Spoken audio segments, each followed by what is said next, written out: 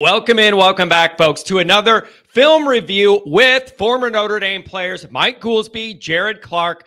Today, they're going to look at some of the passing plays from Notre Dame against Purdue, try and look at, is Riley Leonard not comfortable with what he's seeing? Are guys not getting open when they need to? Is it a little bit of both? Kind of what's going on in Riley's head as we begin to kind of sort through this passing game with Notre Dame and try and get a more robust and reliable downfield throwing situation. So hope you enjoyed the film breakdown. As always, patreon.com/alwaysirish. You get the full all 22 breakdown from these guys. Offensively, defensively, looking at every play, looking at the trends, looking at all of it. People love this feature. A lot of people jumping on board over at Patreon. We appreciate it very much. Enjoy the film breakdown. Take care. I think this is an instance where if the poor kid, Riley Leonard, would just hang in there for another count, Collins, who's to the short side of the field, again, running I call it a square in. Yep. You know, you'll see him. It's like, dude, you got all day, brother. You got all days right there. Sit.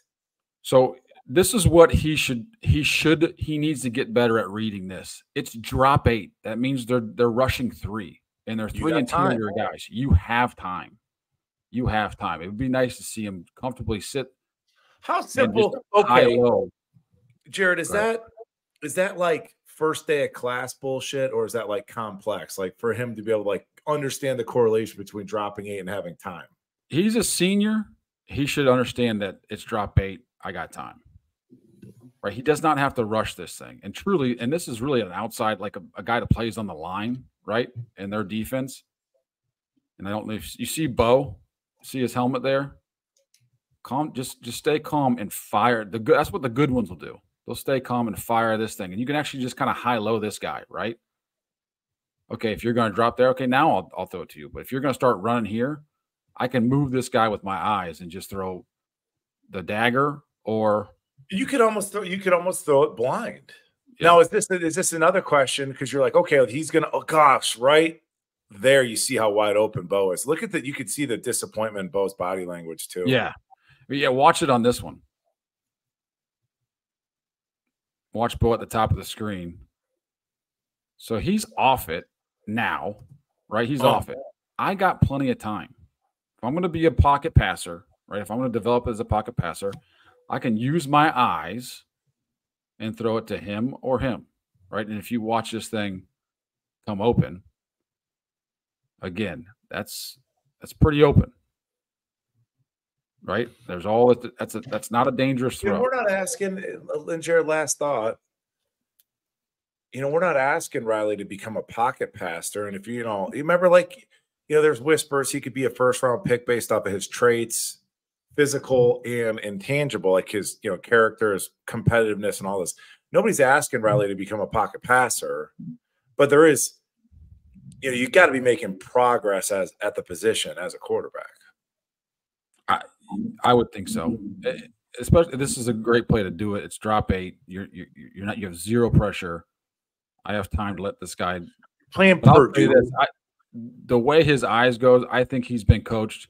If it's not there, just check it down. It's 1st and 10. And a lot of coaches will call this just to get the check down. Like I know a lot of coaches will call 4 verts just to throw a check down on 1st down.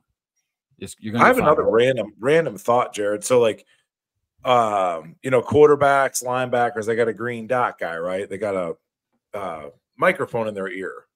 You're right. Yep. Yeah, obviously, given the timing of the play call, whatever, is that something that Denbrock's going to tell Riley, like, say, hey, look for the backside dig. If not, we're looking check down. Yeah, so I don't think the backside dig was even in the progression. I think he's looking to throw a man. So here, let's look at it. I think he thinks it's man. You're going to get man to man again, right? You watch the tight end go in and out. This guy 14 runs with him. He thinks it's man. Fair enough. Throw the arrow, right? We're gonna rub and you see how he's running at. He's really trying to rub this guy. Yeah, I do. Okay. I think he's like, oh, the arrow's not there. It's zone. I'm just gonna check it down. I don't even think Bo's a thought in Riley's head. My takeaway on that snap, Jared, as we move on, is the drop 8 and Riley feels hurried. And that's in his mind. It's not, perception is reality, but Riley, you got time here, brother. 21, right? 21 personnel, or 20 really, because the tight end split. But you see they put Love in motion here. They got two backs to put Love in motion. Look who's covering Love. That's number 4. That's number 4, who he is way faster than. This was all set up by Denbrock, man. This is exactly what he wanted. I got man-to-man. I got our 10-5 guy on their inside linebacker, and I'm going to run an inside fade on this. And I do not understand why Riley Leonard does not throw this ball. Just let it rip right here. He will outrun him. It's a single high safety. He ain't getting there. Let it rip. He doesn't. Okay, you don't like that. You got a shallow cross coming up top. 1, 2, 3. He feels like he didn't win. Just throw your shallow cross. Yeah, it's a double bat. So is there an element, Jared, as a former quarterback, where you're like, now, again, Jeremiah Love's different. He's a different animal, different type of athlete. Where you're saying, run that back one more time. Where you're saying, I don't know if I want to throw a go ball to my running back versus a wide receiver in terms of skill sets. But then tell me also, answer that.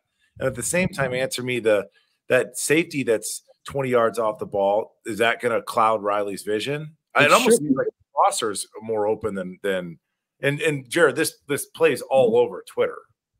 Everybody's talking about this play. Is it? This play it's all over Twitter? This play, there's a particular screenshot, Jared, and it's more of a tight copy view where, again, people are perceiving Love as being wide open. No, I think I know which one you're talking about. It's a different play. Okay, fair enough. It's a different play. But to me, this is okay. Do you remember in the A&M game where they motioned Love out and they threw the goal line inside fade to him? Remember I said this is exactly what they wanted, and they kind of threw it. Love kind of ran it a little bit too vertical. He threw it outside. Yeah, they were on the wrong. Yeah, they were on separate pages. This is the same thing. This is what you want. It's the matchup. Oh, brilliant. You have to trust it. You have to trust the match. This guy is not a factor. He is a single high safety. You're throwing this thing out to the numbers. He's not going to get there. So, to me, Denbrock's watching this thing is like, why didn't you throw it? And here's the thing. Okay, you don't like it. Hitch up and throw this right here. Look at all this room. Well, let's get the tight copy to see the full picture.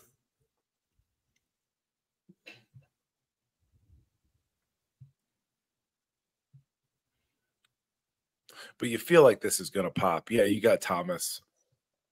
Now, okay, on a scale 1 to 10, 10 being the best, how open is that crosser? How open is Jaden Thomas? 1 to 10. 7. Okay. I mean, he's not like wide open, but lead him. Yeah. Yeah. We're okay. I think this is another 1st and 10 throw, isn't it? Don't panic, dude. Don't panic. I don't know why. Okay, you don't like the fade, the inside fade by Love? Yeah, just stay in there. Just stay in there. There's nobody over here. You got to be able to. And it's crazy, Jared. It's crazy because you could just see an NFL quarterback sliding up in that pocket, sliding over to the right, and delivering a ball. Yep. If you could just, I mean, you see it all the time. Yeah. And he knows he screwed up because he's like, watch him right here. He's like, oh, there he is. Too late. Right? God, he always wants to go to his right. He always wants to get out. Instead of just, I've been saying that since, when we signed him at Duke, I'm like, and again, that goes back to the backyard ball versus he kind of, Caleb Williams might drift to his right, then come back to his left, the scramble drill. That's kind of like going into A&M. I was like, okay, we got to win the scramble drill, but hoping that there would be that backyard element, but no, he's a tuck it and run it guy.